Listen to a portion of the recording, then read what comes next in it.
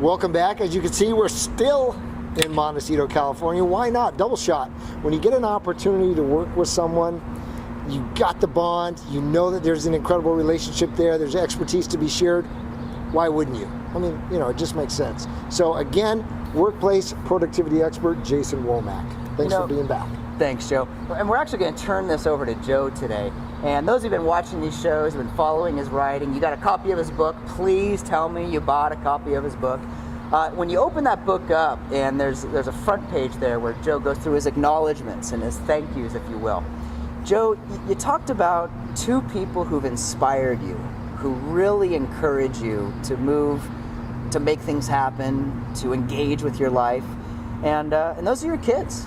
And what I'd love to hear about, just for a couple minutes, is what is it that's so inspiring about them to you?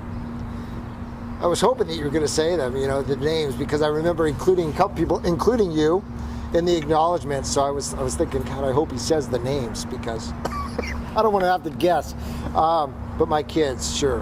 And for me, I think one of the motivations behind writing this book was just to be able to have some insight into what's happening during the middle school years so that I can become a better parent for them.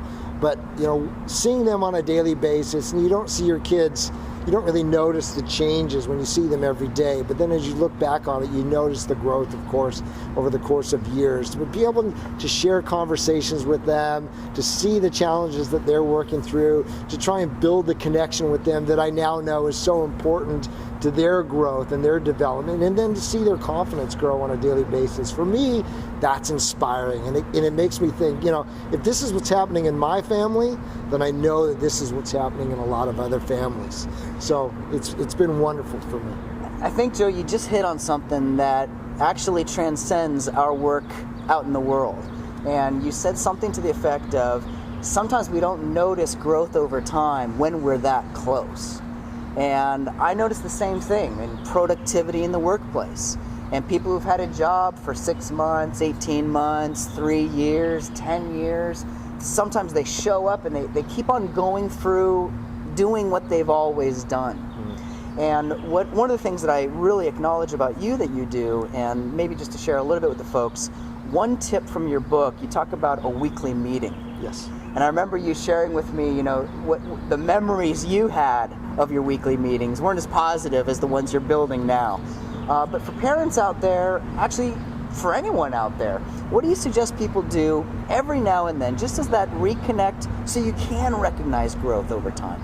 Well, I think you really hit on it, and that's the power of acknowledgement and recognition. And sometimes I use the two terms simultaneously, but essentially it's taking stock of just the small things that your kids, that your spouse, that people are managing and they're achieving on a daily basis, because it is easy to, over the course of weeks and months and then sometimes years, to just kind of move through. And what I really like folks to focus on is enjoying the moment. And I think that acknowledgement, and sometimes it's a simple statement, wow, thank you for just giving me the ride to school today, Mom. And then you're saying to your kids, thank you for helping me out in the kitchen. It was great to be able to put dinner together with you. Thank you for being ready to go to school in the morning. It's the things that I guess a lot of people would say you expect people to do.